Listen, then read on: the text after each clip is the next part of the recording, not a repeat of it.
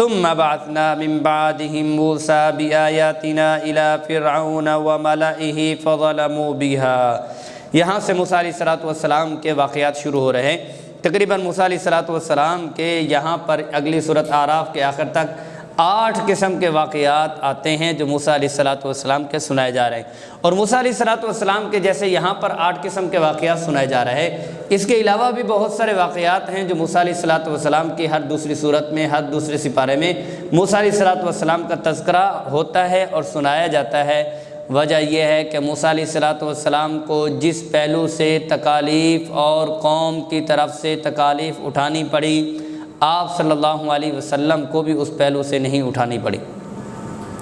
ایک کیا تھا کہ موسیٰ علیہ الصلوۃ والسلام کا بادشاہ کے ساتھ ٹکر ہوئی، لیکن آپ صلی اللہ علیہ وسلم کی بادشاہ کے ساتھ ٹکر نہیں ہوئی، بلکہ عوام جو وہاں رہنے والے تھے، ہم پلہ تھے، ان کے ساتھ ٹکر ہوئی۔ بادشاہ سے ٹکر مشکل ہوتی ہے، ہم پلہ سے ٹکر پھر بھی لی جا سکتی ہے۔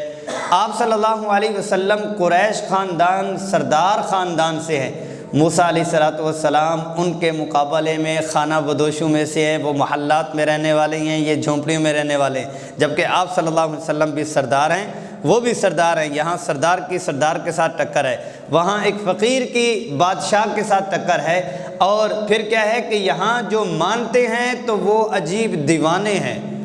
جو یہاں مان لیتے ہیں وہ عجیب دیوانے ہیں، صرف اشارہ چاہیے، اشارہ بھی نہیں بلکہ چاہت کا پتہ چاہیے، وہ چاہت پہ ہی گردن کٹانے کو تیار ہیں۔ لیکن ادھر سارے بنی اسرائیلی ہیں،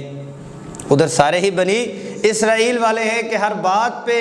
وہ دوسرا رخ لے رہیں گے۔ تو موسیٰ علیہ الصلوۃ والسلام کی باتوں کو آپ صلی اللہ علیہ وسلم کو بار بار سنایا جا رہا، مزید تسلی ہوتی ہے، شکر کا پہلو جو ہے وہ پیدا ہوتا ہے۔